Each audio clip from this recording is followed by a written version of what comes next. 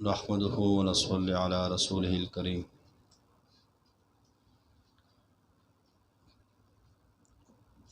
میرے عزیز ساتھیوں، ہم سب کا جمع ہونا اللہ کی رضا کے لیے اور اللہ کے ذکر کے لیے۔ حدیث قدسی کا مفہوم ہے کہ اللہ جل شانہ ارشاد فرماتے ہیں کہ جو بندہ مجھ سے جیسے گمان کرتا ہے میں اس کے ساتھ ویسے ہی معاملہ کرتا ہوں۔ اگر کوئی مجھے زبان سے یاد کرتا ہے تو میں بھی اس کو یاد کرتا ہوں، اور اگر کوئی شخص دل میں مجھے یاد کرتا ہے تو میں بھی اپنے دل میں اس کو یاد کرتا ہوں، اور اگر کوئی شخص مجمع میں میرا ذکر کرتا ہے میں اس سے بڑھ کر یعنی فرشتوں کے مجمع میں جو بے گناہ اور معصوم ہے ان میں تذکرہ کرتا ہوں، اس کو یاد کرتا ہوں۔ پھر آگے اللہ جل شانہ ارشاد فرماتے ہیں کہ جب کوئی ایک بالش میرے قریب آتا ہے میں 2 بالش اس کے قریب ہوتا ہوں، اور کوئی ایک ہاتھ میرے قریب آتا ہے نزدیک آتا ہے تو میں 2 ہاتھ اس کے نزدیک ہوتا ہوں۔ اور فرمایا کہ کوئی میری طرف چل کر آتا ہے تو میری رحمت اس کی طرف دوڑ کر جاتی ہے اور اس کو تھام لیتی ہے۔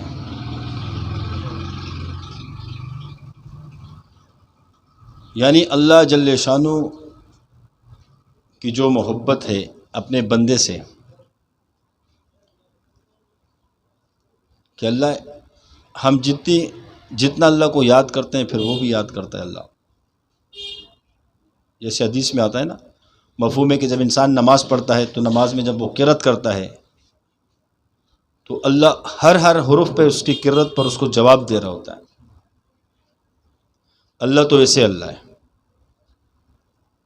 ایک بت پرست 40 سال تک بت کے سامنے بیٹھ کر اور بت کو یاد کرتا تھا، اس کا ذکر کرتا تھا یا صنم کر کے۔ ایک دن اس کی غلطی سے زبان پھسل گئی، اس کے منہ سے یا صنم کی جگہ یا صمد نکلا، اس پر بھی اللہ نے 3 دفعہ کہا لبیک اللہ لبیک لبیک یا عابدی، کہ میرے بندہ میں حاضر ہوں، میرے بندے میں حاضر ہوں، میرے بندے میں حاضر ہوں۔ تو جو بت پرست تھا اللہ نے اس کو سنا بھی دیا، تو اس نے کہا کہ 40 سال تک جس بت کو میں پوچھتا رہا اس کو یاد کرتا رہا، ایک دن بھی کبھی اس نے جواب نہیں دیا، آج غلطی سے میرے منہ سے یا صنم کی جگہ یا صمد نکلا اور اللہ نے مجھے اس کا 3 دفعہ جواب دیا۔ جیسے حدیث قدسی میں جیسے بھی آپ کے سامنے حدیث قدسی کا مفہوم بیان کیا گیا کہ جب کوئی مجھے دل میں یاد کرتا ہے میں بھی اس کو دل میں یاد کرتا ہوں۔ یعنی اللہ جل شانہ کی جو محبت ہے، حدیث میں آتا ہے نا کہ اب 70 ماؤں سے زیادہ محبت کرنے والا ہے۔ ایک ماں اپنے اولاد سے کتنی محبت کرتی ہے، جب وہ بے چین ہوتا ہے، بچہ روتا ہے، بچے پر کوئی تکلیف آتی ہے تو اس کے والدین بے چین ہو جاتے ہیں، اور جو خود اس درجے تک پہنچ چکا ہے جس کو اللہ نے اولاد کی نعمت سے نوازا ہے وہ اس تکلیف کو محسوس کر سکتا ہے کہ بچے پر جب کوئی تکلیف آتی ہے تو والدین کیسے پریشان ہو جاتے ہیں۔ اور یہ محبت بھی اللہ نے ڈالی ہے والدین کے دل میں، اور جس دن اللہ یہ محبت نکال لے پھر یہ والدین اولاد کے لیے پریشان نہیں ہوں گے۔ جیسے موسیٰ علیہ السلام کو جب صندوق میں ڈالا بچپن میں والدہ نے، اب ماں کیسے اپنے بچے کو صندوق میں ڈال کے اس کو دریا میں چھوڑ سکتی ہے؟ لیکن کیا جب یہ اس طرح نظام کیا گیا اور صندوق میں ڈالا، اور پھر جب محل تک اللہ نے صندوق کو پہنچایا، اور صندوق جو گیا وہ جو دریا تھا وہ فرعون کے محل سے ہی گزر رہا تھا، فوراً فرعون کی بیوی نے دیکھا کہ دریا کے اندر کوئی چیز تیرتے ہوئے آ رہی ہے، فوراً اپنے خادموں سے نوکروں سے کہا کہ اس کو پکڑو، کیا چیز ہے؟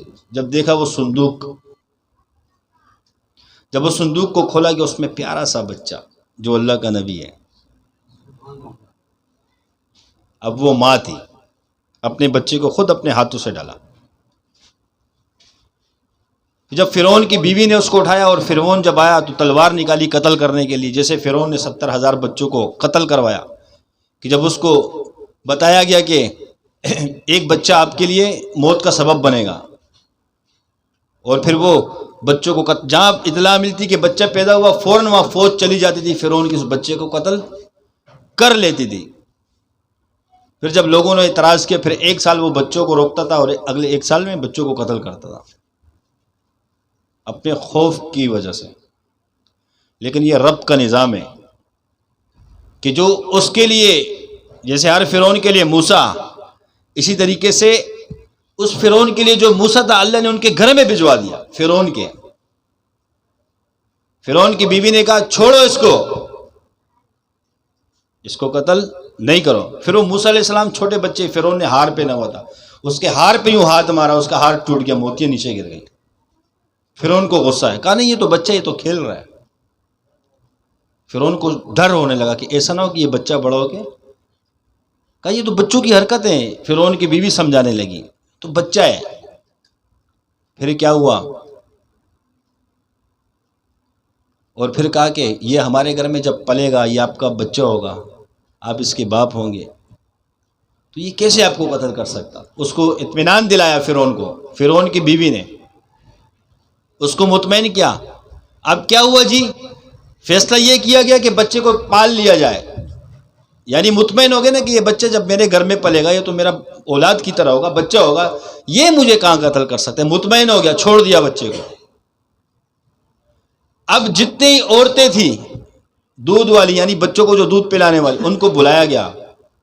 اب وہ بچہ کسی کا دودھ نہیں پی رہا، یہ کیسے ہو سکتا ہے؟ اب وہی جو اللہ نے عارضی طور پہ ان کے دل میں اس بچے کے لیے محبت ڈالی۔ مقصد یہ ہے کہنے کا کہ اللہ 70 ماؤں سے زیادہ محبت، یہ لوگوں کے دلوں بھی اللہ ہی محبت ڈالتا ہے کہ اپنے بچوں سے محبت کرو، ورنہ والدین کی خود کی اپنی چیز نہیں ہے، اللہ ان کے دلوں میں ڈالتا ہے، ان کے دل میں تڑپ پیدا کرتے ہیں اولاد کے لیے۔ اب فرعون اور اس کی بیوی کے دل میں تڑپ اللہ نے ڈال دی، اب پریشان، کسی کا دودھ نہیں پی رہا، اور اعلان کیا کہ جو ایسا ملے کہ جس کا یہ دودھ پی لے اس کو گھر بھی دیا جائے گا، فرعون کے خزانے سے اس کو تنخواہ بھی دی جائے گی، مال بھی دیا جائے گا اس بچے کی پرورش کے لیے۔ اب یہ قدرت کا نظام ہے۔ اب کسی نے کہا کہ وہاں ایک عورت ہے، شاید اس کا دودھ بچہ پی لے، اور وہ موسیٰ علیہ السلام کی والدہ کا بتایا۔ اب وہی فرعون جس نے بچوں کو قتل کرا، وہ دوڑتا ہوا گیا، فوج کو لے کر منتیں کرنے لگا میرے ہاں بچے آ جاؤ، اس کو دودھ پلا لو۔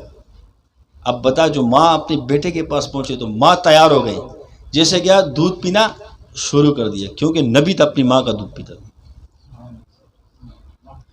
وہاں علماء بتاتے ہیں کہ یہاں پہ اللہ نے اس کی ماں کے دل سے بچے کی محبت نکال لی۔ اگر اللہ اس کے دل میں محبت ڈالتا تو وہاں یہ وابلم ہو میرا بچہ، جب بچے سے والدہ بگڑتی ہے، خاص طور پہ والد سے زیادہ، والد تو خوش ہو جاتا ہے، لیکن اصل جو تڑپ ہوتی ہے وہ والدہ کو ہوتی ہے کہ جب دیکھا اللہ نے ممتا نکال لی، ماں کی جو ممتا ہوتی ہے نا محبت کی، وہ اللہ نے اس کے دل سے نکال دی۔ اب بچے پہ بس عام بچے کی طرح اس کو لے کر اٹھایا، گود میں دودھ پلایا، پینے لگ گیا بچہ۔ اگر وہاں اللہ اس کے دل سے محبت نہ نکلتا تو پھر اس کا حال کیا ہوتا؟ وہ میرا بچہ میں نے صندوق میں ڈالا، وہ مجھے مل گیا، تو کیسے پھر چیخ و پکار ہوتی۔ مقصد کہنے کا یہ ہے کہ انسان کے دل میں جو محبت پیدا کرتا ہے وہ اللہ کی ذات کرتی ہے۔ اگر یہی محبت والدین کے دل میں نہ ہو تو یہ اپنے اولاد کو پوچھے گا نہیں، مرتا ہے تو مرنے دے، جیتا ہے تو جینے دے۔ اسی محبت کی خاطر والد دن کے اندر سخت مزدوری کرتا ہے، دھوپ میں کام کرتا ہے، کس کے لیے؟ اس بچوں کے لیے۔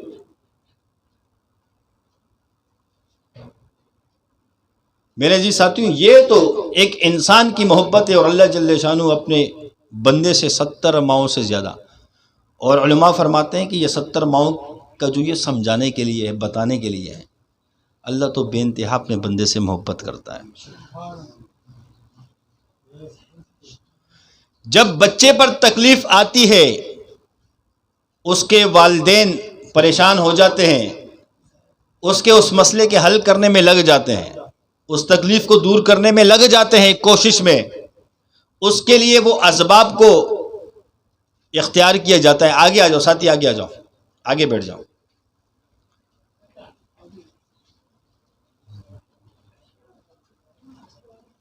یعنی جب بچے تکلیف میں ہوتے ہیں تو والدین بھی تکلیف میں آ جاتے ہیں۔ اب مجھے ایک بات بتائیں، جس رب نے انسان کو پیدا کیا، اپنے بندوں کو پیدا کیا، اب نوح علیہ السلام نے جب غالباً 900 سال اللہ کی طرف بلایا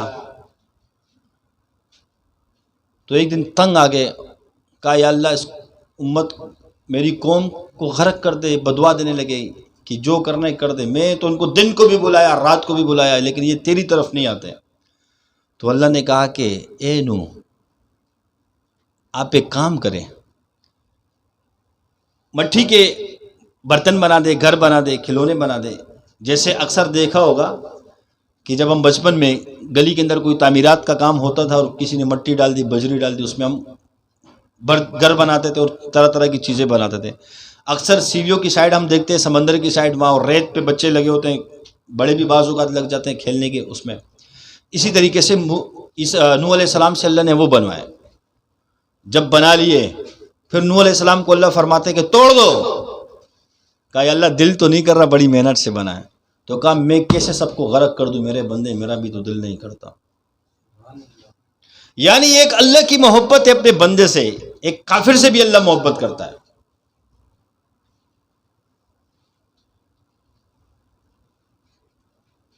اب مجھے بتاؤ، یہی بندہ پھر جو اللہ سے محبت کرنے والا ہے اور اللہ کے ساتھ تعلق والا ہے، اگر یہی بندہ جب پریشان حال ہو تو اللہ اس کو چھوڑے گا؟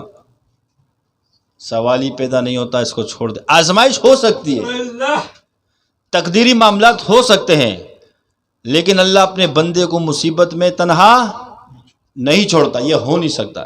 جب اس کے بندے پر تکلیف آتی ہے، جیسے والدین پریشان ہو جاتے ہیں، مثال کے طور پہ ابھی گلی کے اندر یا اسی مجمع کے اندر کسی کے ساتھ کوئی حادثہ، کسی کی طبیعت خراب ہو جانا یا کسی کے ساتھ ایسا کوئی مسئلہ درپیش آتا ہے تو ہم سب بے چین ہو جائیں گے، یا اس کو اسپتال لے جانے کی کوشش کی جائے گی، یا اگر اس کو چوٹ لگی تو اس میں مرہم پٹی کرنے کی کوشش کی جائے گی۔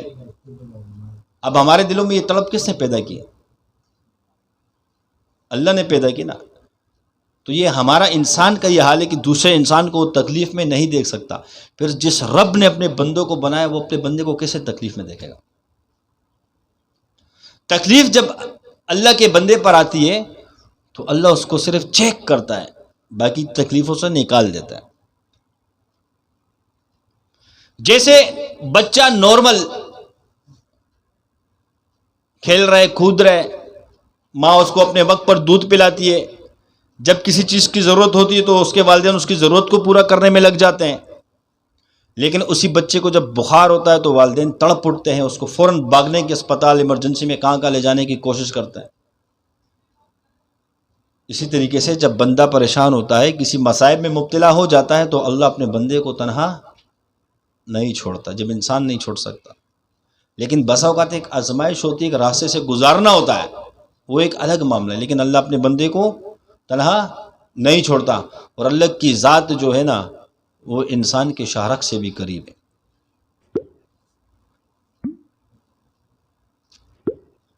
اسی لیے تو حدیث قدسی کا مفہوم ہے کہ جو بندہ مجھ سے جیسے گمان کرتا ہے میں ویسے ہی معاملہ کرتا ہوں۔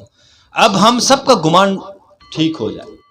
اصل میں ہمیں اللہ کی محبت، اللہ کی مدد کا پتہ کیوں نہیں چلتا؟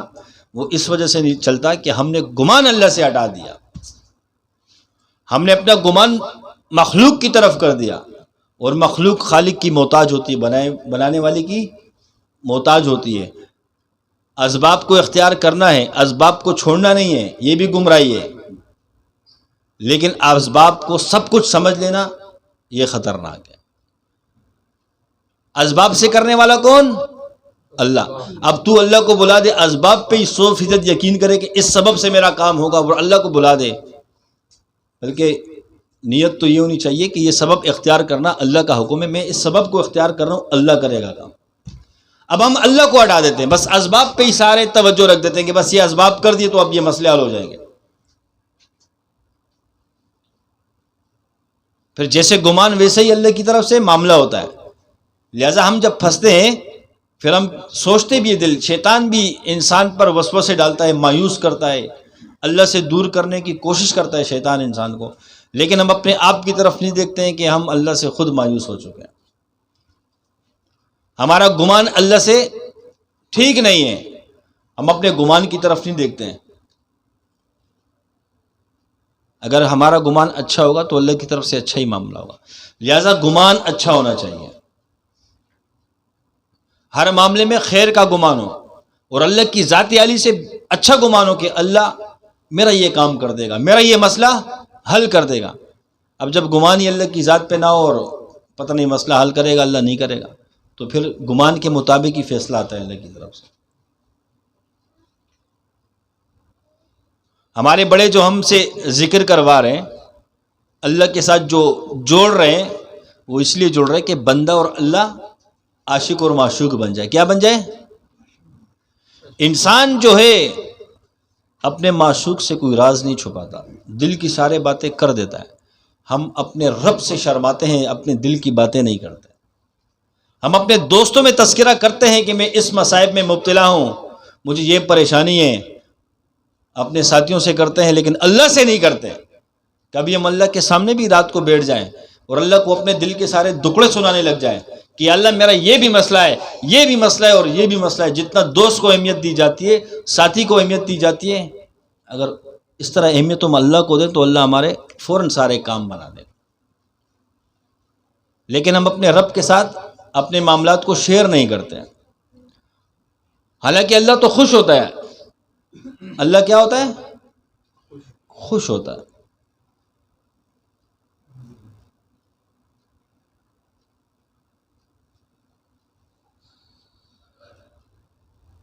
میرے جی ساتھیوں، اللہ سے جو باتیں کرتا ہے اللہ سے خوش ہوتا ہے. آپ علیہ الصلوۃ والسلام نے فرمایا، جو صحابہ کو سکھایا ہے، شیخ نے اپنے مرید کو کیا سکھایا؟ یہ آپ علیہ الصلوۃ والسلام نے اپنے مریدوں کو، اپنے صحابہ کو، اپنے شاگردوں کو کیا سکھایا؟ یہ سکھایا کہ اگر آپ کو نمک کی بھی ضرورت ہو تب بھی اللہ سے مانگو. تو صحابہ نے نمک بھی اللہ سے مانگا. اور یہ سکھایا آپ علیہ السلام نے کہ آپ کا جوتا کا تسمہ ٹوٹ جائے، تسمہ بھی اپنے اللہ سے مانگو. ہم تو سمجھتے ہیں کہ تسمہ تو ہم بازار سے لے لیں گے، نمک کے لیے 5 روپے ادھار لے کے کسی سے لے لیں گے. اللہ سے تو بڑی چیزیں مانگی جاتی ہیں. حالانکہ انبیاء علیہ الصلوۃ والسلام کی محنت کا میدان کیا رہا کہ امت کو سکھایا جا رہا ہے کہ چھوٹی سی چھوٹی چیز بھی اللہ سے ہی مانگو، بڑی سی بڑی چیز بھی کس سے مانگو؟ اللہ سے. اور یہ پھر دنیا نے دیکھا، آج کتابوں میں بھی وہ چیزیں ملتی ہیں کہ جب صحابہ کا تعلق اللہ کی ذات سے بنا اور اللہ سے گمان ان کا اچھا ہوا صحابہ کا، تو اللہ نے صحابہ کے لیے بڑے بڑے فیصلے کر دیے، بڑی بڑی مددیں اتاری. ایران کو فتح کرنے کے لیے فوج جاری ہے. جب ان کو پتہ چلا، انہوں نے سمندر کے راستے بند کر دیے. اور جب امیر لشکر نے دیکھا کہ آگے سمندر، اور جب پوری جماعت والوں نے کہا کہ امیر صاحب آگے تو سمندر ہے، امیر لشکر نے حکم دیا کہ سمندروں میں گھوڑوں کو دوڑا دو. کیوں؟ گمان تھا اللہ سے کہ اللہ ہمارے ساتھ ہے. یہ سکھایا کس نے تھا؟ گمان. تو جب صحابہ نے گھوڑوں کو سمندر میں اتارا، سمندر پار ہو گیا، گھوڑے کے پاؤں کے نیچے ایک قطرہ پانی کا بھی نہیں لگا.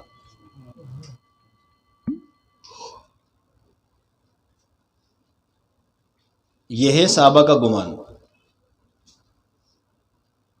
صحابی کے زمین میں پانی نہیں ہے، بنجر زمین ہے. سکھانے والے کون؟ استاد کون؟ آپ علیہ الصلوۃ والسلام. تو صحابی رسول کیا کرتے ہیں کہ وضو بنا کر مصلی بچھا کر نماز پڑھتے ہیں، مصلی کو اٹھاتے، نیچے سے پانی کے چشمے نکلنا. تو یہ صحابہ کو سکھایا گیا، اور صحابہ نے اللہ کے ساتھ ایسے تعلق کو بنایا. اسی لیے تو آپ علیہ السلام نے فرمایا کہ اصحابی کن نجوم، میرے صحابہ ستاروں کی مانند ہے، کسی ایک کے پیچھے چل لو، ایک کی پیروی کر لو، فلاح تک پہنچ جاؤ گے، کامیاب ہو جاؤ گے. آج جس طرح ہمارے بڑے ہمیں چلا رہے ہیں، ہمارے بڑوں کا جو مشن ہے، ہم اپنے بڑوں کے مشن کے مطابق چلیں، اپنے عقل سے نہیں چلیں، بڑوں کی بتائے ہوئے ترتیب پر چلیں. ہمارے حضرت فرماتے ہیں کہ اللہ سے تعلق بنا لو، جب اجازتیں مل چکی اب اپنے رب سے تعلق جوڑ لو. جب بھی کوئی مسئلہ ہے اپنے رب کے سامنے جو ہے نا حل کرواؤ اللہ سے. اس وقت تک مانگتے رہو جب تک کہ اللہ کی مدد نہ آ جائے. اور اللہ کی ذات سے کبھی مایوس مت ہو. یہ ہمارے بڑوں کی تربیت ہے. ہمیں چاہیے جس تربیت سے ہمارے بڑے ہماری تربیت جس طریقے سے کر رہے ہیں اس طریقے سے اللہ سے تعلق بنائیں. ہمارے بڑے یہ نہیں چاہتے کہ ہمارے ساتھ لاکھوں لوگ چلیں. حضرت فرماتے ہیں کہ پیر وہ نہیں ہے جو مخلوق کا تعلق اپنی ذات کے ساتھ جوڑے.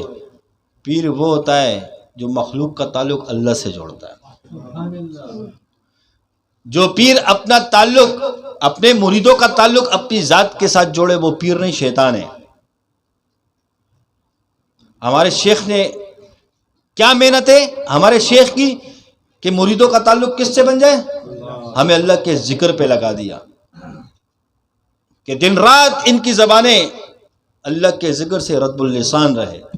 یہ ذاکرین بن جائے حتیٰ کہ ان کا جسم کا رواں رواں بھی اللہ کے ذکر اللہ کی یاد میں رہے. اور اللہ کی ذاتی عالی سے ایسا تعلق ہو کہ تمام اپنے ضروریات کو تمام مسائل کو اللہ سے وابستہ کر لے. یا اللہ تو نے کرنا ہے بس تیرے سوا کوئی در نظر نہیں آتا. ایک بزرگ بیت اللہ کا طواف کرتے ہیں. اوپر سے آواز آتی ہے کہ آپ کا طواف قبول نہیں ہے, آپ کی عبادت قبول نہیں ہے. یہ آواز بار بار اللہ کی طرف سے آ رہی ہے. پھر بھی وہ طواف کرتا جا رہے. ساتھ میں کوئی اور بزرگ تھا. کہا تجھے شرم نہیں آتی جب اللہ تجھے جواب دے رہے کہ آپ کی عبادت قبول نہیں, آپ کا طواف قبول نہیں, پھر بھی طواف کر رہے ہو؟ تو اس نے کہا بتا اس در کے سوا کون سا در ہے جس کے پاس جاؤں؟ قبول ہو یا نہ ہو یہ اس رب کا کام ہے, لیکن اس در کے سوا مجھے در بتا. تو ہمارے بڑے بھی ہمیں جو جس حضرت اللہ کے ساتھ جوڑ رہے ہیں نا تو اس در کے سوا کوئی در نہیں ہے. ہم اپنی پریشانیاں اس در کے سوا کس در پہ رکھیں؟ بتاؤ تو صحیح وہ در.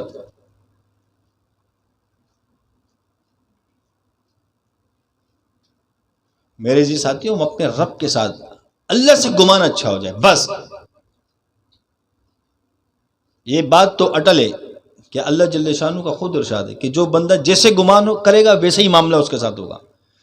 جب میرا گمان اللہ کے ساتھ ٹھیک نہیں ہوگا تو اللہ کی طرف سے معاملہ بھی ٹھیک نہیں ہوگا. جب میرا اللہ سے گمان ہوگا تو اللہ اس گمان کے مطابق ہی مسئلہ حل کرے گا. ہمارا گمان اچھا ہو جائے اور اللہ سے گمان ہمارا بن جائے, کیونکہ وہ رب کسی کو تنہا چھوڑتا نہیں. وہ رب ایسا رب ہے اپنا احسان جتلاتا نہیں. کسی مخلص دوست سے ہزاروں روپے ادھار لے لیے جائیں اور کسی بھی ٹائم وہ کہہ سکتے کہ فلاں وقت تجھے میں نے یہ دیا تھا, فلاں مجبوری میں آپ کا ساتھ دیا تھا, لیکن رب وہ رب ہے کہ وہ کسی پر احسان نہیں جتاتا کہ آپ مجبور تھے میں نے آپ کے ساتھ یہ کیا.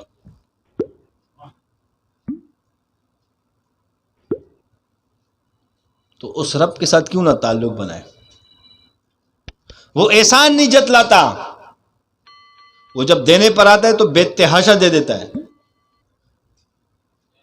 اور جب پکڑنے پہ آئے تو فوراً اس کی پکڑ آ جاتی ہے. عزت دینے پہ آئے تو یوسف علیہ السلام کو جیل سے نکال کر بادشاہی کے تخت پہ بٹھا دے, اور ذلیل کرنے پہ آئے نمرود کو اپنے تخت کے اوپر لنگڑے مچھر سے مروا کے ذلیل کر دے.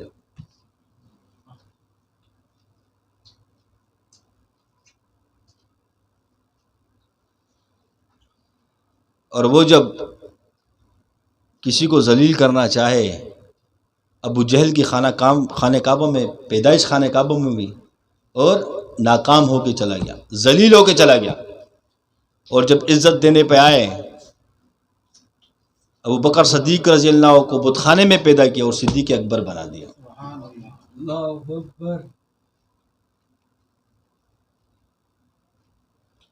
پچھلی زندگی ہماری جیسے بھی گزری چھوڑ دو, اس کی طرف بات ہی نہیں. اب دیکھو اب کیا کر رہے ہو. ابھی بھی وقت ہے اپنے اللہ سے تعلق بنا لیں. میں اور آپ ہم سب اس رب کے محتاج ہیں. تمام انبیاء اللہ کے محتاج، تمام فرشتے اللہ کے محتاج، تمام صحابہ اللہ کے محتاج، تمام ولی کتب ابدال غوث اللہ کے محتاج، تمام علماء صلحاء اللہ کے محتاج، پوری کائنات کی ساری مخلوقات اللہ کی محتاج۔ ایک وہ ذات ہے جو کسی کا محتاج نہیں ہے، جو کسی کا محتاج نہیں ہے، جس کو کوئی چیز کمزور نہیں کر سکتی، نہ وہ کسی کے دباؤ میں آتا ہے، نہ اس کے یہاں کسی کی سفارش چلتی ہے، نہ وہ کسی کا پابند ہے، نہ وہ کمزور ہے، نہ وہ بیمار ہوتا ہے، نہ وہ سوتا ہے، نہ وہ جاگتا ہے، نہ اس نے کسی کو پیدا کیا، نہ وہ کسی سے پیدا ہوا، وہ کبھی غافل نہیں رہتا۔ ایک ہی طاقتور ذات ہے جس کی قبضے میں پوری کائنات کی بادشاہت ہے، قبضے میں پوری کائنات کا نظام ہے، اور ایک ہی بادشاہ ہے جو تمام بادشاہوں کا بھی بادشاہ ہے۔ تو اس رب سے تعلق بنا لیں تو ہماری دنیا بھی اللہ بنا دے گا اور آخرت بھی بنا دے گا۔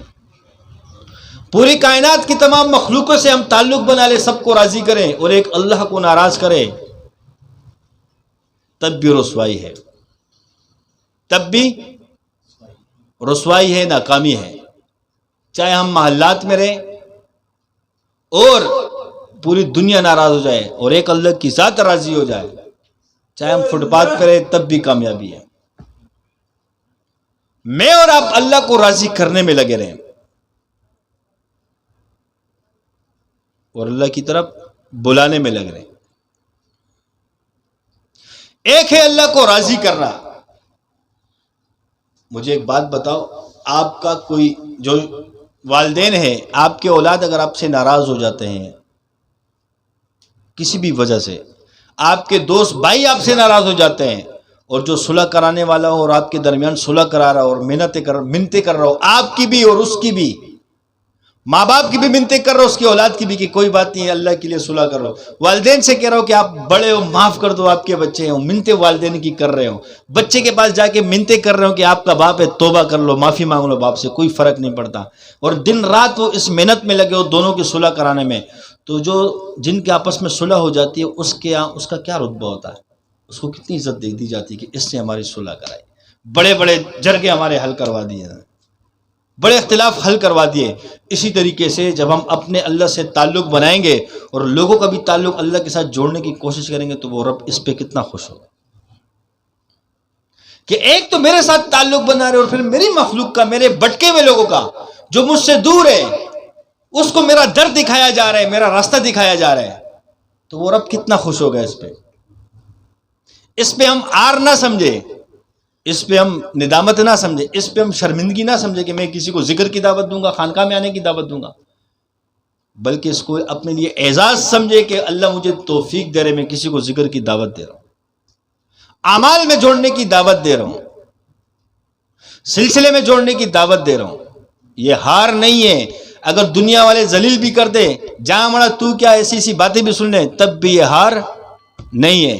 آپ علیہ الصلوۃ والسلام ابو جہل کے پاس کتنی بار گئے؟ سینکڑوں کی تعداد میں گئے، اتنی بار گئے، دن کو بھی گئے، رات کو بھی گئے۔ کہا دن کو آپ علیہ السلام گئے، کہا ابو جہل دروازے پہ جاتے تھے، ابو جہل کہتے آپ کو منع نہیں کیا کہ نہیں آنا؟ آپ علیہ السلام فرماتے تھے کہ آپ نے دن کو منع کیا، اب میں رات میں ہو سکتا ہے کہ آپ نے کہا ہو کہ دن کو نہیں آنا، میں رات کو آ گیا۔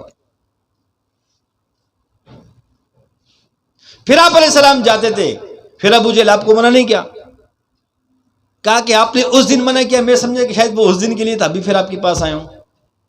یعنی انبیاء نے اس چیز کو ہار نہیں سمجھا۔ اگر یہ چھوٹا کام ہوتا، شرمندگی والا کام ہوتا، تو اللہ نبیوں سے یہ کام نہ کرواتا۔ یہ تو نبیوں والا کام ہے، لوگوں کو اللہ کے دین کی طرف بلانا انبیاء کا کام ہے۔ اسی کے لیے تو اللہ نے 1.25 لاکھ انبیاء کو پیدا کیا ہے۔ ہم اپنے سلسلے میں مخلوق کو جوڑنے کی کوشش کریں، اس کو نہ دیکھیں کہ کوئی کس گناہوں میں مبتلا ہے، کوئی کس ماحول کے اندر ہے، ماحول کو نہ دیکھیں، اس کو جوڑنے کی، اللہ کے ذکر کی طرف لانے کی کوشش کریں۔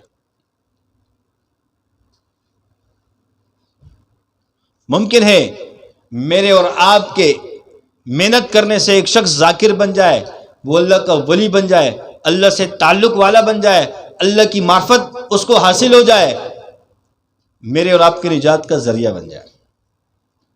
میرا عمل کیسا ہے وہ اللہ جانتا ہے، امید رکھی جا سکتی ہے کہ اللہ قبول کرے گا۔ اب وہ اللہ ہی جانتے کہ ہمارے اعمال کیسے ہیں، ہم کمزور ہیں، لیکن میرے اور آپ کی دعوت کی وجہ سے، میرے اور آپ کی محنت کی وجہ سے کوئی شخص ذاکر بنے گا، اللہ کا ولی بنے گا، وہ تو یقینی اس کا اجر ہمیں ملے گا، وہ تو یقینی بات ہے، اکاؤنٹ کھل جائے گا۔ اس کو آر نہ سمجھے۔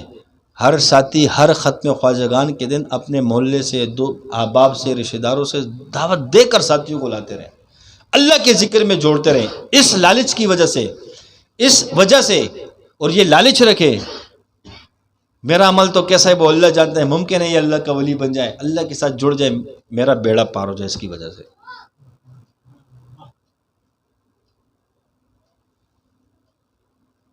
ہم ریونڈ کے اجتماع کے اندر تھے 2013 میں، ایک ممبر سے ایک بات سامنے آئی کہ قیامت کا روز ہوگا، کیا ہوگا؟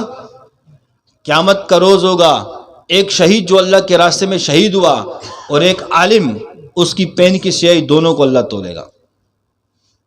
تو وہاں ایک شخص نے اشکال کیا کہ شہید کا درجہ تو بڑا ہے، ایک عالم کی سیاہی کی کیا اوقات ہے، وہ تو سیاہی ہے، اس کو تولا جائے گا اس کے ساتھ۔ اشکال کرنے والے کو اشکال ہوا، جب اس کی تحقیق کی، اس مسئلے کو پوچھا گیا تو مسئلہ بتلانے والے جو علماء تھے انہوں نے کہا کہ وہ اس لیے کہ یہ عالمی تو دعوت دیتے ہیں نا، عالمی نے تو بتایا نا کہ شہادت میں یہ درجہ ہے، تو دعوت دینے والے کا اجر پھر زیادہ ہو۔ علماء کی دعوت سے ہی، ان کی محنت سے یہ مسائل پتہ چل رہے ہیں نا۔ اسی طریقے سے ہم جب کسی کو دعوت دیں گے، ممکن ہے